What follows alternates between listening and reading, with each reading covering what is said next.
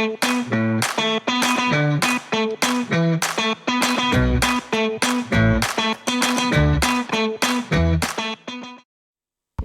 afternoon.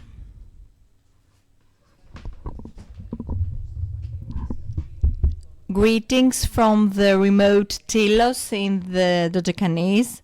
The mayor was showing me before that we are in the same, that a straight line can connect our islands.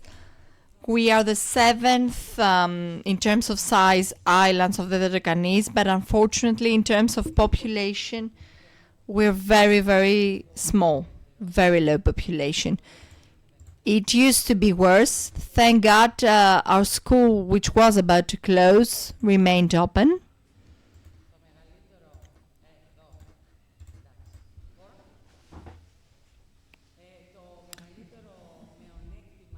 The biggest disadvantage of my island is its geographical position, because it's far away from both roads and coasts, where two international airports are located. I heard very few things, but I have been a mayor for 12 years, and I need to tell you that I have been working for local government since 1993. 31 years, too many, one might say. So I know quite a few things, not all of them, but I know quite a few things about local administration, local governments, about insularity, and especially about small islands and the problems small islands are faced with. My dear friend from the island of Kea talked about some paradoxes with Natura. Well, the biggest problem is the measures, the horizontal measures that do not take into account a very basic thing. Article 101 of the Constitution about insularity, which says that the legislator is obliged to take into account insularity. This has never been the case. Rena, what you didn't say is the following. In Natura areas, and mind you, my entire island is a Natura area, what did they do? Did we get any reward from the Greek state?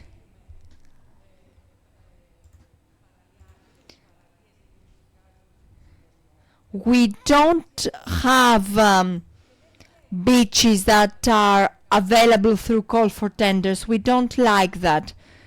We just want the people that come to our islands to have some sunbeds, use the sea, etc. So what did they do now? And nobody raised an objection. The Central Union of Greek Municipalities did nothing as well. I'm still waiting for something to be done. So they said that on Natura islands, out of the surface that will be rented by the business person, only 30% can covered with sun umbrellas. So from 100 meters, only 30 meters can have umbrellas. A hotel with 35 beds can only have 6 sunbeds. How is that possible? How is that possible? I have many complaints and requests for the people that visit our island. We have many repeaters, so people that come over and over again. 17 agencies cooperate with our island. We have organized tourism for 7 months per year, and we cooperate with large agencies. Good tourism, quality tourism. You talked before about quality tourism. The World Tourism Organization says this precisely, and we've done that for 30 to 40 years. And we didn't know anything. We did it by experience. We were faced with the risk of desertification, so we took these steps. So I can be talking forever about that.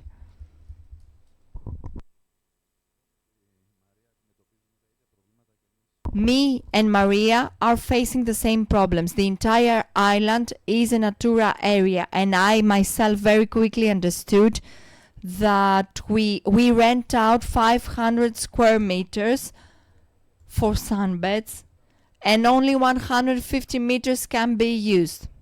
When I saw that,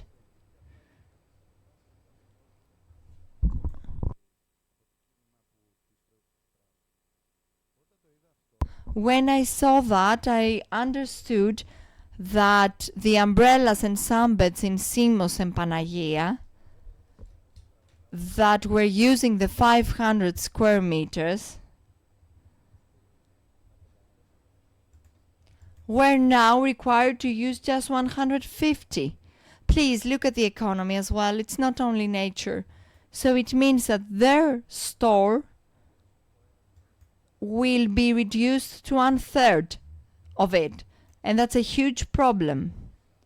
So I arranged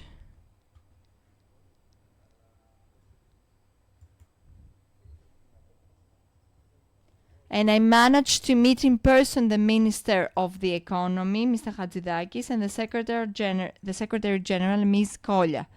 So I held an appointment with them, together with the two MPs from Laconia, Mr. Kritikos and Mr. Davakis. We held that meeting, and I described the problem to them.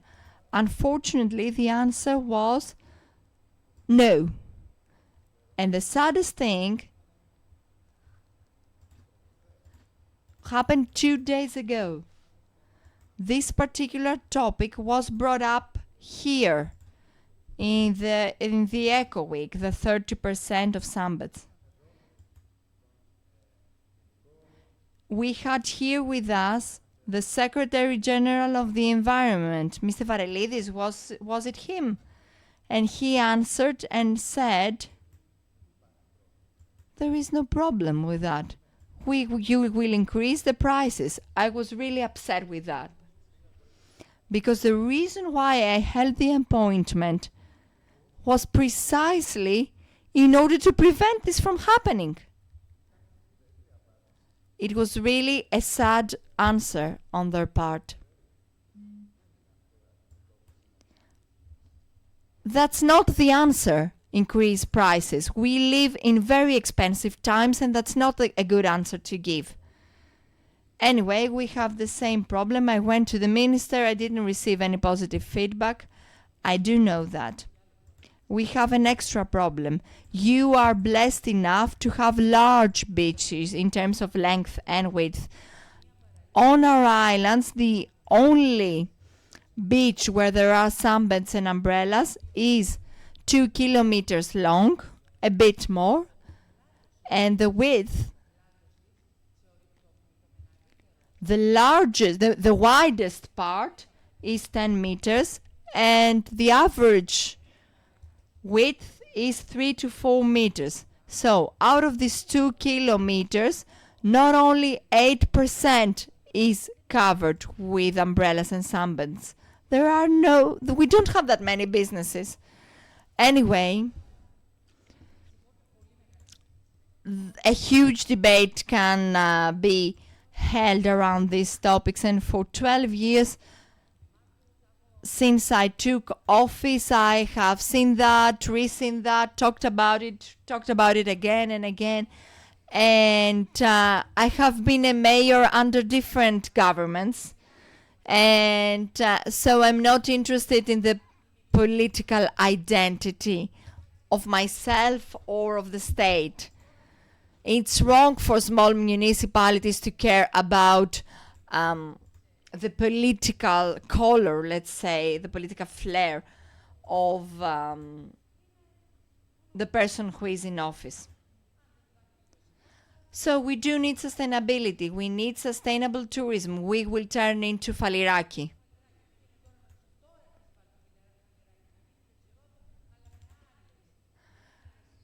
In roads, they have just begun to regenerate the area, and the same bad thing will happen to us unless we do something. Yesterday, they made a decision at the Association of Hotel Owners. They said, companies, touristic enterprises decided to include sustainability as one of their objectives, which is very important and very hopeful. Now, about the island of Tilos. I don't know whether you know it. On Tilos we have zero waste.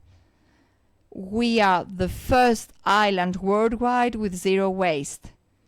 We have been certified by various organizations, EU and international ones. This effort began 3 years ago. And of course, before that, we also had innovated.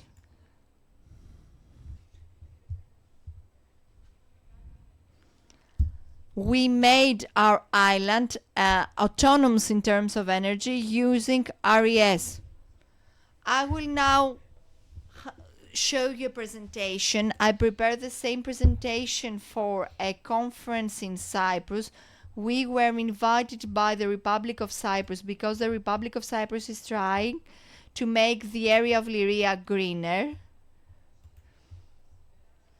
So I will just browse very quickly through this presentation.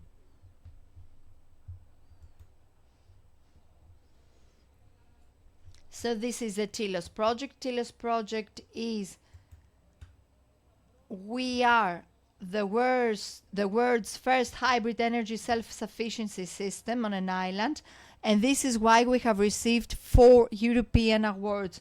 It was funded under the Horizon program. This project allowed us to rank first among 84 proposals. And there were huge organizations amongst the other organizations that submitted proposals. And this proposal was designed by Greek people, Greek minds, from the Technical Educational Institute of Piraeus, by Mr. Kadelis, the vice rector back then. So what did we manage to do? Here is the island of Tilos. We have one wind farm, a small PV park, 180 kilowatts for the PV, 800 kilowatts by the wind farm, and we are able to store the energy in batteries of 2.4 megawatt hours. The largest problem with RES is simultaneous generation and consumption of energy. That's the largest problem. So using this kind of design, we managed to resolve this problem. Not me, I mean the researchers and the scientists. There was a joint venture to carry through this project. 13 companies, including WWF from Greece, because we are a Natura area, so we needed ecological organizations to take into account the Natura part. WWF, the University of West Attica, UNIS, the Greek company of Giorgos Kalavrouzotis, which purchased the wind farm and the PV park.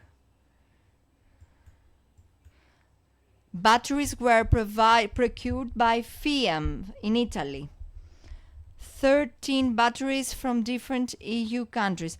This project is very important, and this is why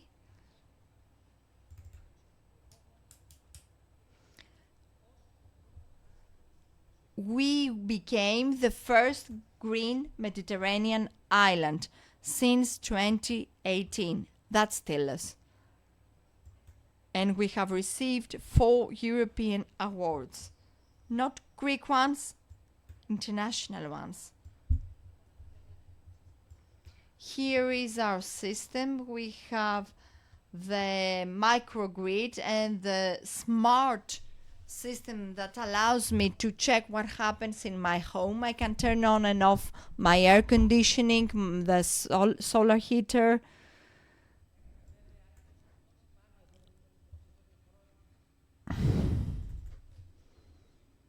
And of course, we use the same system Rena talked about water management.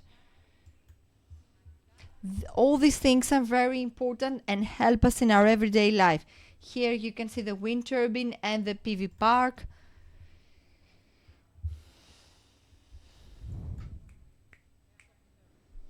This is public lighting.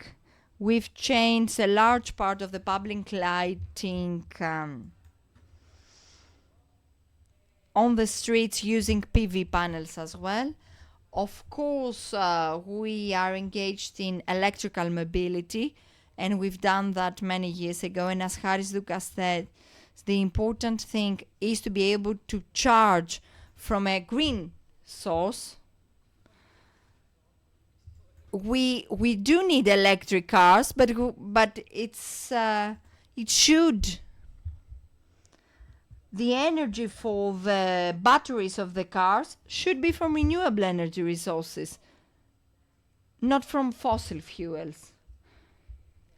Our public transport is achieved through electric buses. Our fleet, we have started changing our trucks of the municipality as well, and our biggest dream is to have an electrical ship, but somebody should be crazy enough to do that. It's very easy for you, very easy. You're very close to the shore. In order to get an electrical appliance, you first need a plug to put the cable in.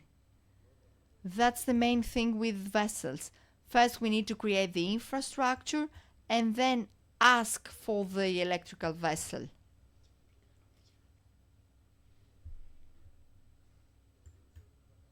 As far as I know, this is too expensive. First, the state has to build the relevant infrastructure for electrical charging of ships and then procure the electrical vessels.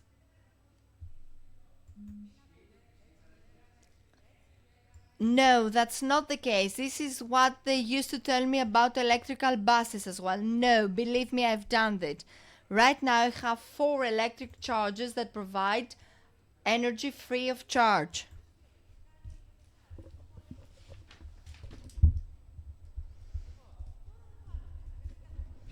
Of course we will add more chargers. It's not a difficult thing to do. These are excuses.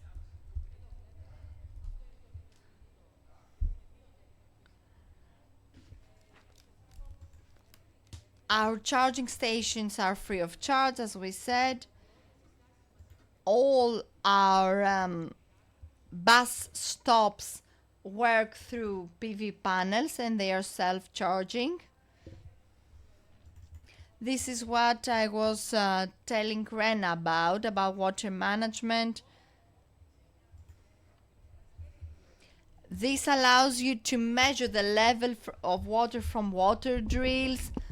We are able to remotely control public lighting and water drills through our mobile phones.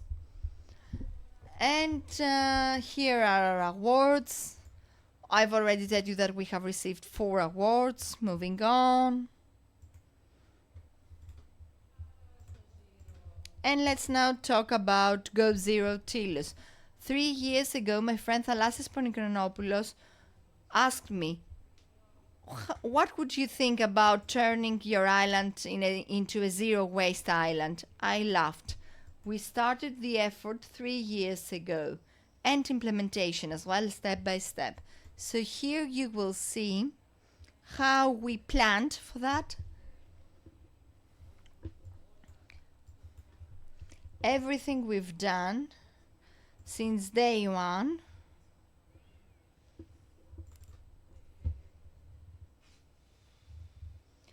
was with the cooperation of the region, the regional government. The governor was standing by our side.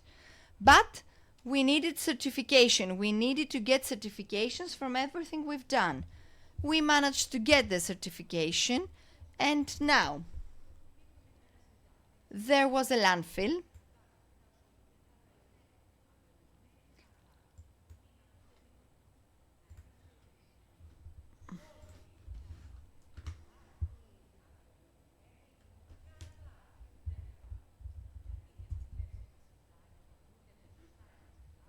And believe me, all landfills in Greece have the wrong license, because a licensed sanitary landfill would need separation and recycling as well. So we're not talking about legal landfills. We talk about places where waste was disposed of uncontrollably. Anyway, what we've tried to do, and we managed to do, was to separate recyclables, non-recyclables, organic waste, and other materials. We had signed a contract with the Hellenic Electrical Appliances Agency, so a large part of our waste is removed through this partnership from our islands.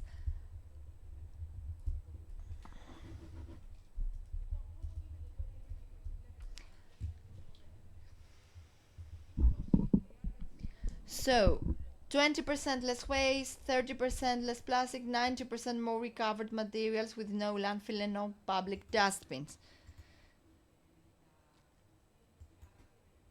This is the aim by 2025. The actual numbers are the following. We've managed to recycle 92% of recyclables and organic waste. And organic waste is the only thing that remains on the island in the form of compost. We use it for our gardens and farms. 7.58% accounts for the residue from dirty paper that cannot be recycled, and after being treated, processed, sterilized, after being sterilized, turns into a very small pellet, goes to Athens together with the recyclables. So they go to Athens and they are used for fuel in cement industries. So the only thing that remains on the island of Tilos is the compost, the organic waste. And we do want that. Every day I have the opportunity 3 to 4 times per week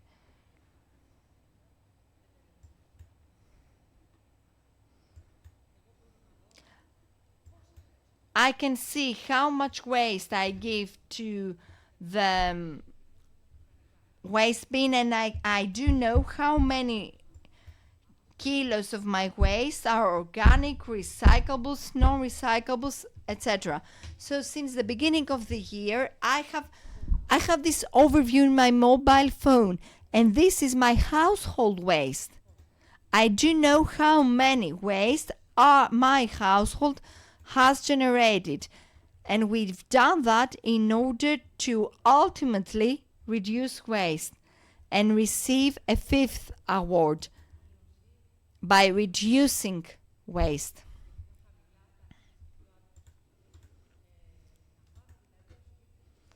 So we want to prevent waste from being created. Well, we have 800 citizens, but our number increases in summertime. The comments from the audience are off the microphone. Okay, what's going on with the tourists? The comments are off the microphone.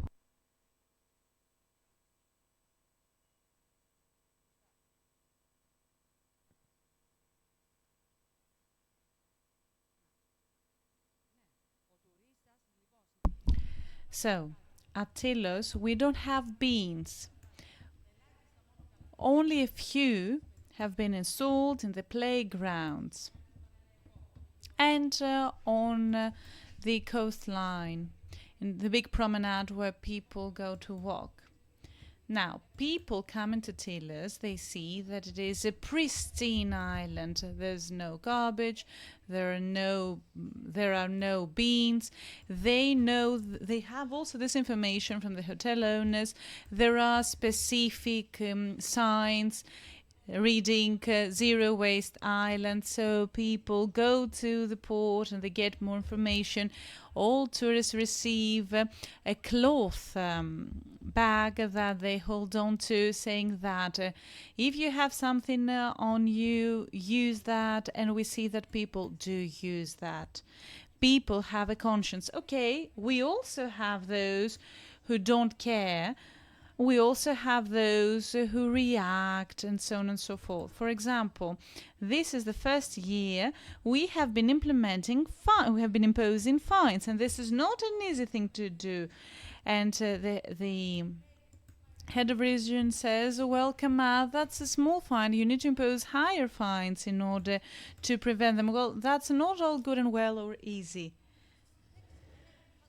Okay, I will see how it turns out and I will get back to you.